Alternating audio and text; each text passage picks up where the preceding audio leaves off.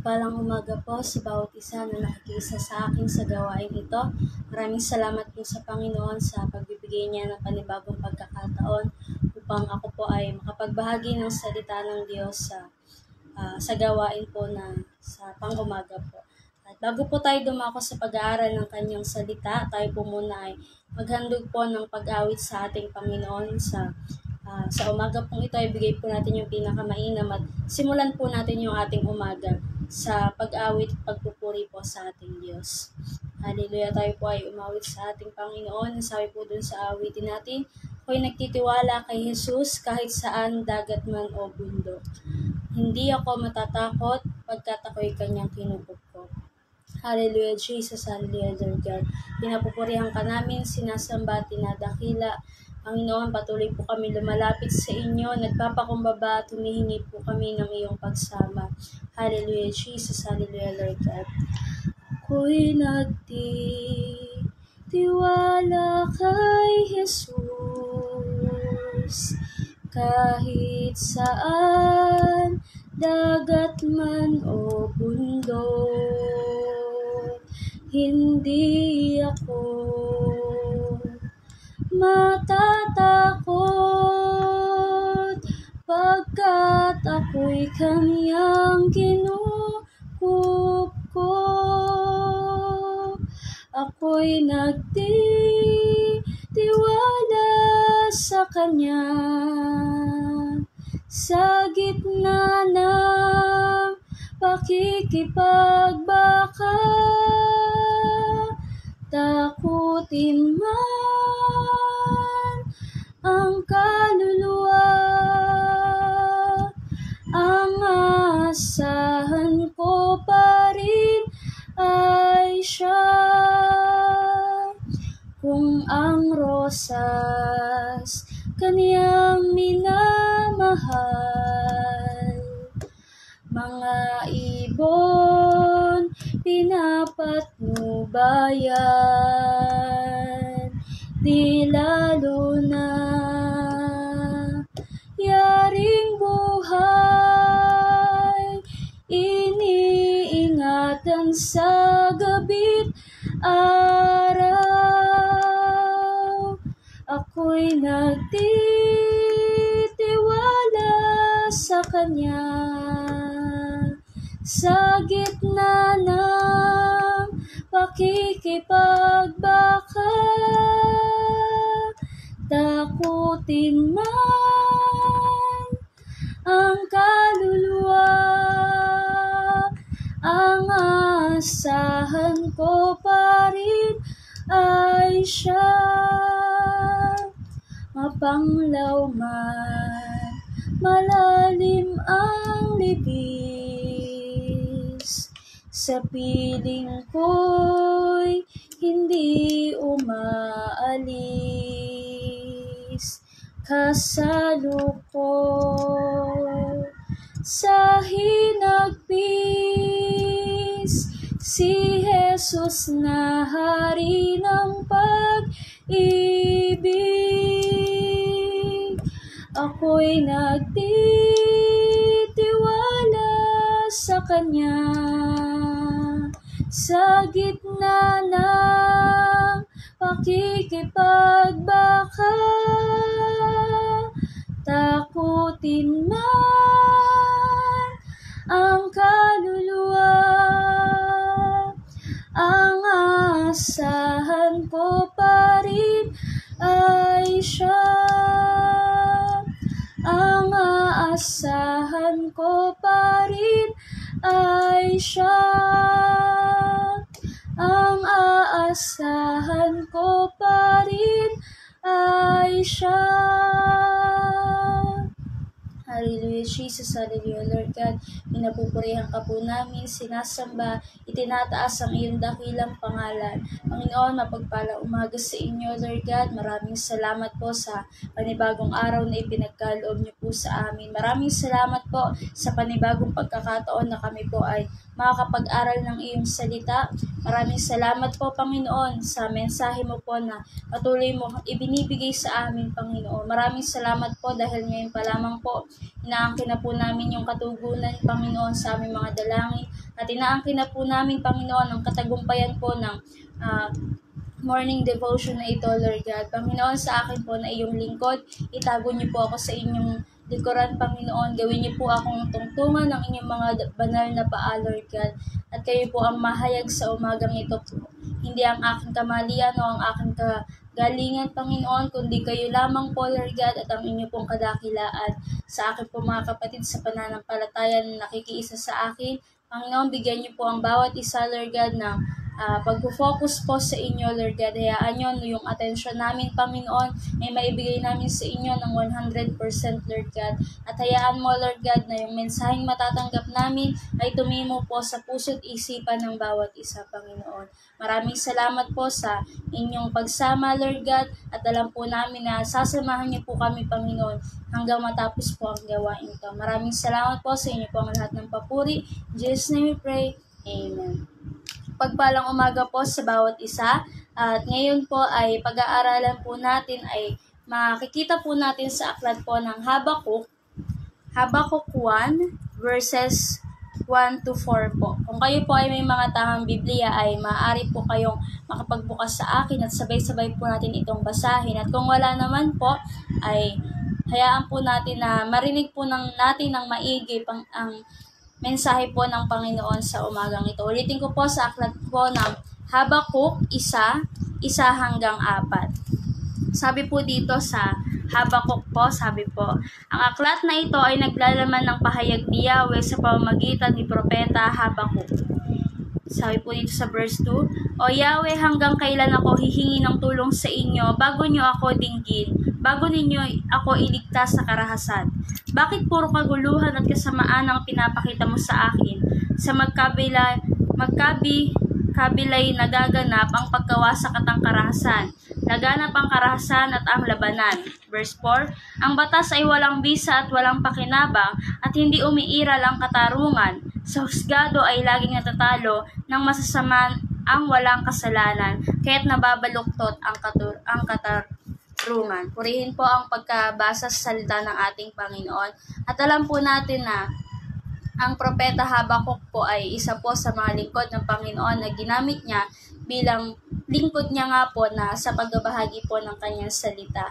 At ito pong mga panahon na ito, alam po natin na si propeta Habakuk po ay dumadaing po sa ating Panginoon. Dahil nabasa naman po natin na, nakita po natin na yung tanong niya po sa Panginoon, actually po mas maganda po itong basahin sa ang Biblia po na version. Dahil yung binasa po natin ngayon ay MBB po siya. Sabi po dito sa ang Biblia po na version sa verse 2 po, O Panginoon, hanggang kailan ako hihingi ng tulong at hindi mo papakinggan? O dadaing sa iyo ng karahasan at hindi ka magliligtas? Ito po yung sinabi ni Propeta Habakuk.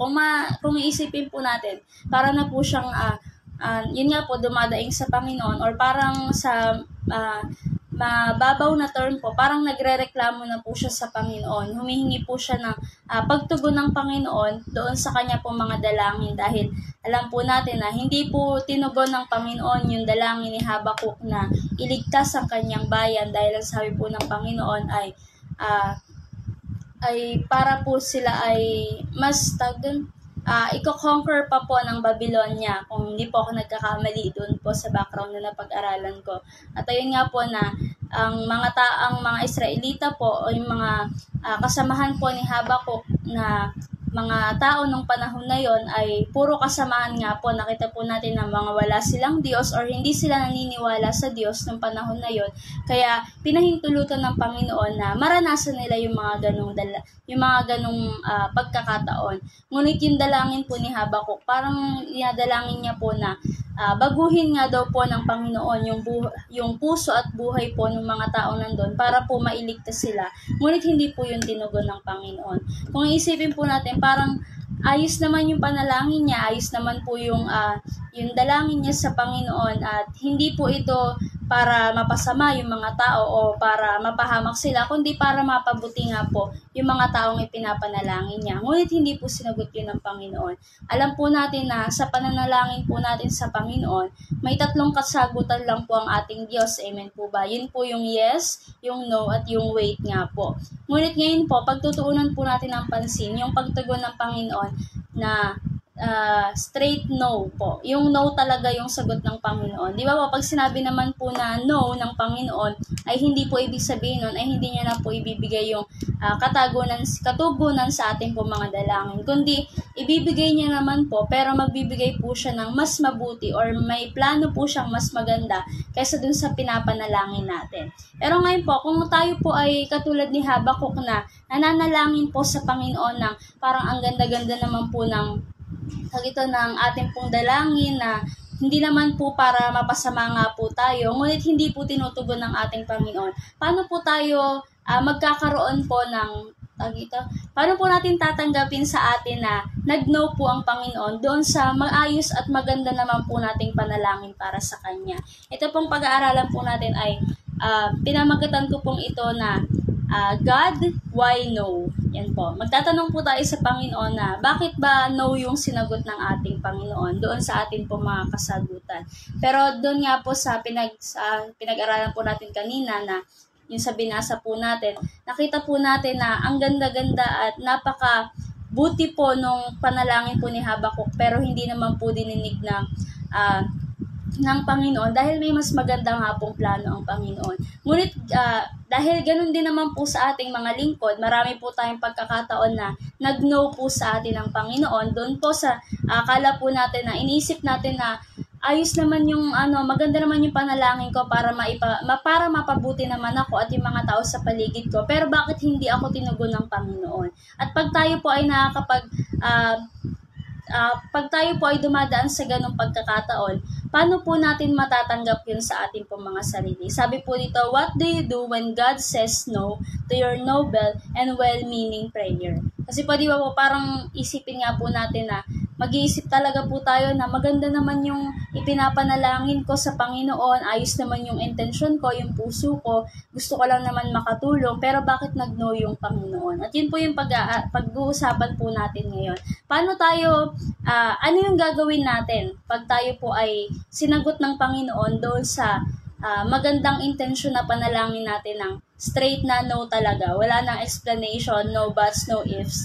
No agad yung sagot ng Panginoon. Unang-una po na dapat nating gawin pag nag-no po yung Panginoon sa ating pong mga dalangin na maayos naman po. Una po, wait and listen to what God will say. Ayan po. Kasi po minsan po puro na lang tayo panalangin. Di ba po alam naman po natin na ang communication po ay isa two-way process po. May receiver at sender po. At sa ating pong pananalangin, tayo po yung sender at ang Panginoon po yung receiver. Pero hindi po masasabi ng communication ng isang pag-uusap kung isang tao lang po yung nagsasalita. Amen po ba? At ganoon din po sa ating Panginoon. Hindi po dapat na tayo lamang po yung nagsasalita at ang Panginoon lang po yung makikinig. Dapat po ang Panginoon po magsasalita din po sa atin at tayo naman po makikinig po tayo sa sinasabi ng ating Panginoon. Minsan po kasi pagkatapos nating manalangin, hindi na natin iniintay yung tugon ng Panginoon. Ang ginagawa na po natin, nag-expect tayo na tutugon agad siya doon sa panalangin natin kasi naisip natin, maayos naman yung panalangin ko, maganda yung panalangin ko. Pero ayun nga po, minsan po, hindi na po natin iniintay yung tugon po ng Panginoon. Kumbaga, may desisyon na po tayo na tutugon ng ating Panginoon. Parang ganun po. Pero hindi naman po parang ano po kasi yun pananampalataya po na tutugon po ang Panginoon. Hindi ko po sinasabi na masama po ang pagkakaroon ng pananampalataya.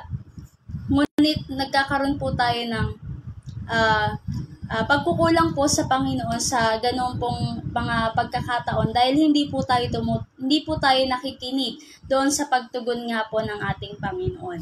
At pag tayo po ay ang Panginoon po ay nag-no na po doon sa ating pong mga panalangin, ang gawin po natin ay mag-intay po tayo at makinig po doon sa sasabihin ng ating Panginoon. hindi lang po maghintay, kundi makinig din po. At pagkatapos natin marinig yung ang katugunan ng ating Panginoon, tanggapin po natin ito ng buong puso. Hindi po titigil or hindi po mag-i-stop dahil, Panginoon, narinig ko na yung tugon mo, narinig ko na, ngayon gawin mo na yung gusto ko. Pero hindi po dapat ganon. Dapat po pagkatapos natin maghintay at marinig yung tugon ng Panginoon, tanggapin po natin sa ating mga puso na no po talaga yung sinagot ng Panginoon doon sa panalangin na yun. At pangalawa naman po, ay sabi po dito, trust what you know to be true about God. Yan po, amen po. Sabi po ulit, trust what you know to be true about God. Ayan po. Alam po natin na ang Panginoon po natin ay nagbibigay. Siya po ang Jehovah Jireh, nagpapagaling sa Jehovah Rapha. Siya po ang lahat-lahat sa atin. Siya po ang nagbibigay sa atin ng tagumpay. Siya po ang lahat-lahat sa ating mga buhay. Alam po natin yan.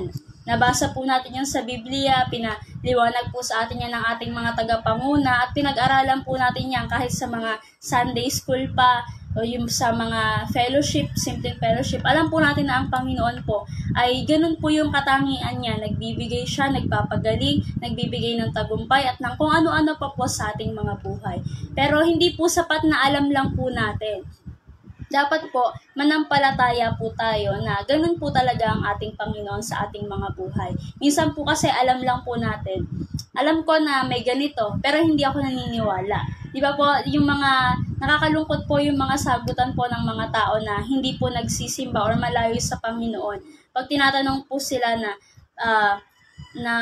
bakit hindi ka nagsisimba, ganyan, bakit hindi ka naglilingkod sa Panginoon, ang sasagot lang nila, alam naman ng Panginoon, kilala ko naman ng Panginoon na yan, pero wala silang relasyon sa Diyos, at sinasabi nila na kahit hindi ako nagsisimba, kilala ko naman ng Panginoon, o kilala nila kaso wala silang relasyon sa Panginoon, at yung kawalan nila ng relasyon sa Panginoon ay pagpapakita po yun ng kawalan nila ng pananampalataya na may Diyos talaga, at meron naman pong mga tao na talaga pong hindi po naniniwala sa Panginoon at mas nakakalungkot po yun. Pero tayo po na mga lingkod ng Panginoon, alalahanin po natin lagi kung ano po talaga yung katangian ng Panginoon at manampalataya po tayo doon sa katangian na yun. Wag lang po natin sabihin na alam ko na ganito ang Panginoon. Kailangan po manampalataya tayo na ganun talaga ang Panginoon sa ating mga buhay. Amen po ba? Yun po yung pangalawa. Yung pangatlo naman po, pay attention when God answers. Ayan po, kadugtong lang po yan nung panguna. Amen po ba? At nabanggit ko na rin naman po kanina. Tayo po ay maghintay, makinig po sa sasabihin ng Panginoon. At syempre po, mag-pay attention din po tayo. Talaga pong pakinggan po natin. Iba po kasi yung narinig lang sa nakikinig talaga. Amen po ba? Iba yung na-overheard mo lang or pumasok sa kabilang tenga at lumabas sa kabilang tenga. At magkaiba po yun sa pinakinggan mo talaga yung tugon ng ating Panginoon. At syempre po, pag pinakinggan mo talaga yung tugon ng ating Panginoon, hahayaan mo na mag-penetrate yun sa puso mo, sa isipan mo. At actually po, yun po yung sign po na nakuha po talaga natin yung tugon ng ating Panginoon or talagang pinakinggan natin, yung pag tumimo siya sa puso't isipan natin. Kasi po, di ba po, pag tinatanong tayo ng mga kapatid natin, ano nga ulit yung nangyari kanina, yung ganyan-ganyan, tapos sasagot natin, ay narinig ko lang na ganito hindi ako sure. Di ba po, pag narinig lang po natin, sabihin natin, hindi tayo sure. Di ba po? Tapos po, minsan pag sinasabi natin na sure tayo, pero mali pala yung sagot natin. Kasi hindi talaga tayo nakinig doon sa sinasabi nung nakaraang mga oras, yung mga ganyan. Pero pag narinig talaga natin, yung nagbigay tayo ng atensyon doon sa bagay na yun, maikikwento natin siya sa nagtatanong doon sa harapan natin o sa mga oras na yun. Talagang masasabi natin na, ay ganito yan, ganyan, ganito yung narinig talaga ako, na pakinggan ko talaga siya kanina, yung mga ganyan. Sure po tayo doon sa ikinikwento po natin kasi nakinig tayo doon sa message na yon bago pa magtanong sa atin yung mga tao. Yun po yung kaibahan po ng narinig lang sa nakikinig talaga. At yun po yung dapat nating gawin sa Panginoon. Mag-pay attention po tayo, ibigay po natin yung 100% na focus natin sa harapan ng Panginoon pag siya po ay nagsasalita. Di ba po pag tayo po ay nagkikwento po sa kaibigan na lang po natin, pag tayo po ay nagkikwento sa kaibigan natin, tapos hindi naman sila nakikinig, parang hindi sila interesado doon sa kinikwento natin, di ba po parang nakakainis? Makinig ka naman, nagkikwento ako eh. Pero ayun po, minsan po, ganun po yung nagagawa natin sa Panginoon. Pag nagsasalita po yung Panginoon sa atin, tapos hindi po tayo nakikinig, ganun po, yun nangyayari po. Hindi po tayo nakikinig, nagkakaroon po tayo ng kawalan ng interes sa sinasabi ng Panginoon. Tayo nga po ng mga tao, ayaw po natin na ini-ignore tayo pag nakikipag-usap tayo. Amen po ba? Syempre po, ang Panginoon po, dapat po, hindi po talaga ini-ignore. At ganun po yung nararamdaman ng Panginoon. Dapat po, pakinggan po natin siya at hayaan po natin na tumimo nga po ito sa ating mga puso. At yung pang-apat po at panghuli sa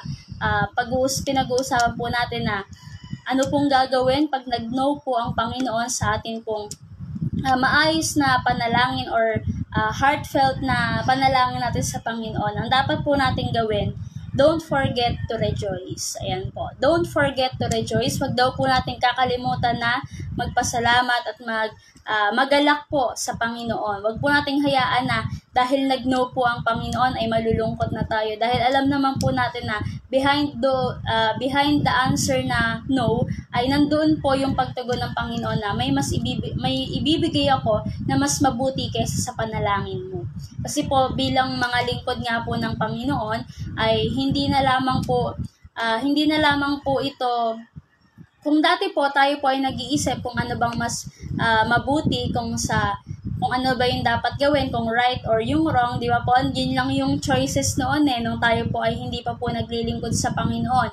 Pero ngayon po na tayo po ay naglilingkod sa Panginoon, ang pagpipilian na po natin ay tama at tama.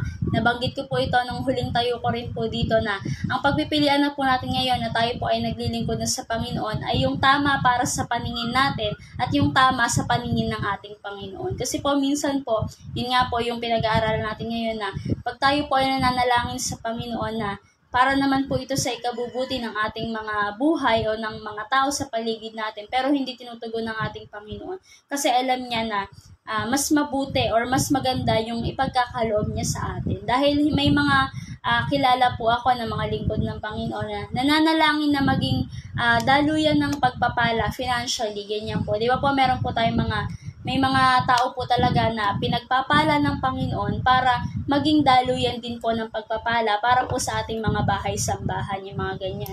May kilala po ako na nananalangin po siya na, Lord, gusto ko rin po na maging daluyan ng pagpapala financially para po makatulong po sa ibang tao. Kaya parang inaano niya na pagpalain din siya ng Panginoon or bigyan din siya ng ganong ministry, yung sa ministry of giving. Kaso hindi pa rin siya tinutugon ng Panginoon ngayon. Kumbaga, tinutugon lang siya ng Panginoon para sa mga simpleng panalangin niya or sa pang-araw-araw na panalangin. Pero yung panalangin niya na yun, na gusto niya nga po maging daluyan din ng pagpapala para sa iba ay hindi pa po tinutugon ng ating Panginoon. Kung isipin po natin, parang ang ganda naman ng panalangin niya para naman makatulong sa bahay-sambahan, sa kanyang mga kapatid sa pananampalataya. Pero hindi pa rin tinutugon ng Panginoon. Bakit po? Kasi alam ng Panginoon kung ano yung mangyayari pag siya na yung nagbibigay doon na or ginagawang daluyan ng Panginoon. Yun po yung dahilan kung bakit hindi pa po tinutugon ng Panginoon yung kanya pong panalangin na yun. Or pwede rin po na kaya hindi tinutugon ng Panginoon yung dalangin na yun dahil hindi siya para doon sa ministry na yun. Ayan po ba? Dahil may iba't iba naman po tayong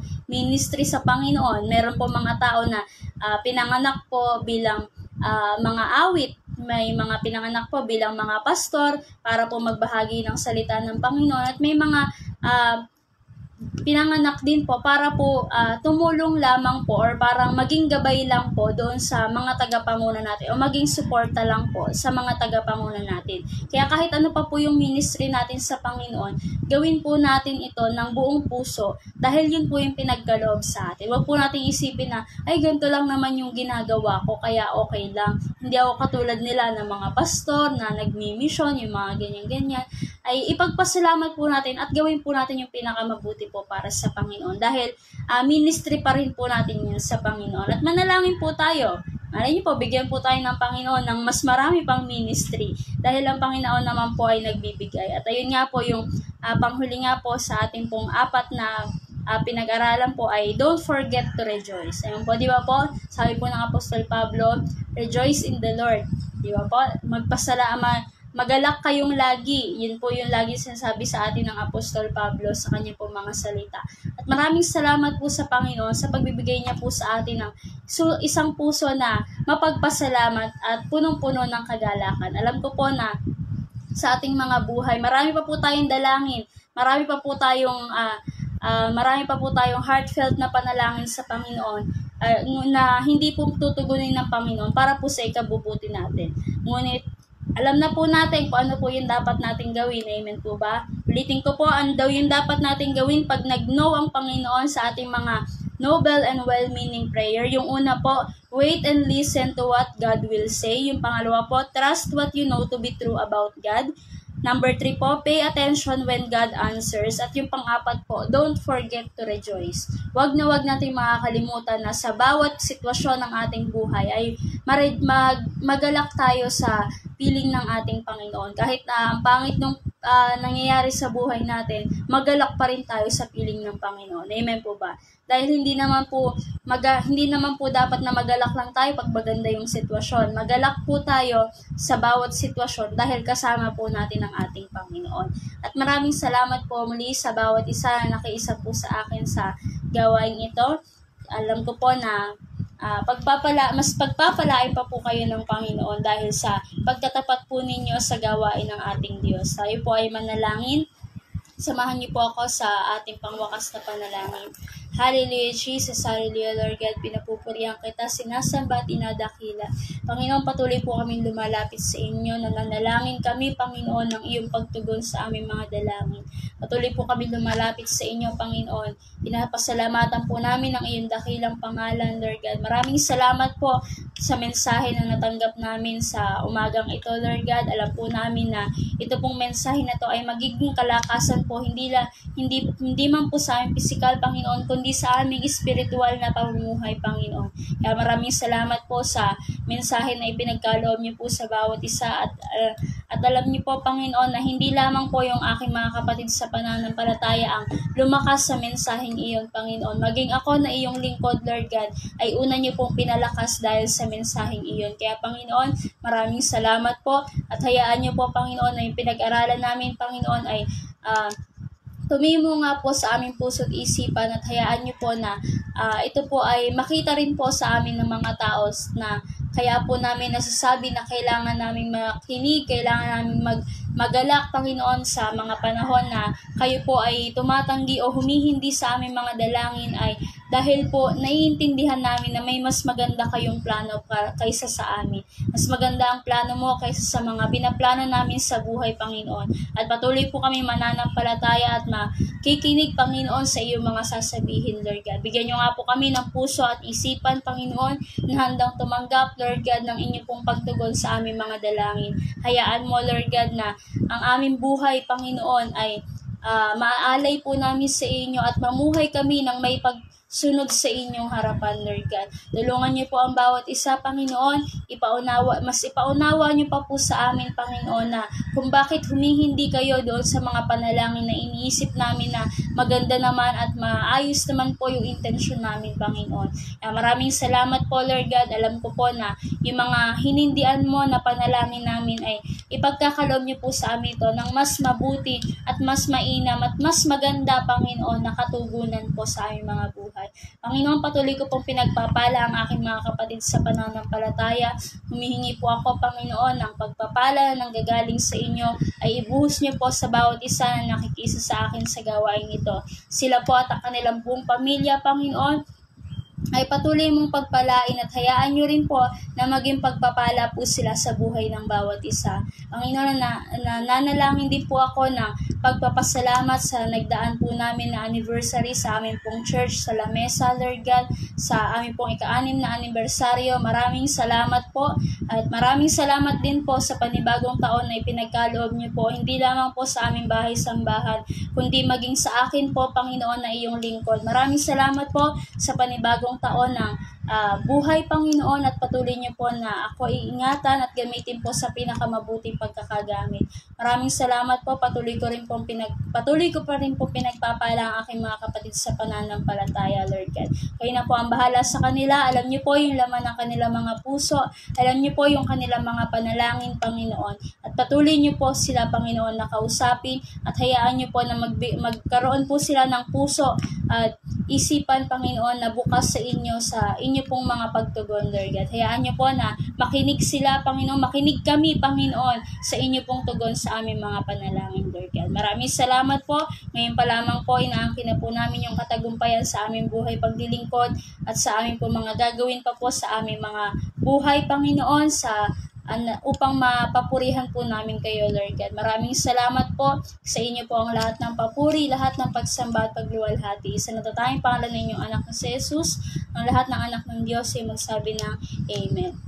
Maraming salamat po at kalimutan ko pong sabihin kanina bago magsimula na ang gawain pong ito ay mula po sa District 6 sa pangunguna po ni Ma'am Cheryl Manansala at ako po ay taga Door of Faith La Mesa po sa pangunguna naman po ng aking pastora na si Pastora Christy Kasunuran po. Maraming salamat po at God bless po sa bawat isa.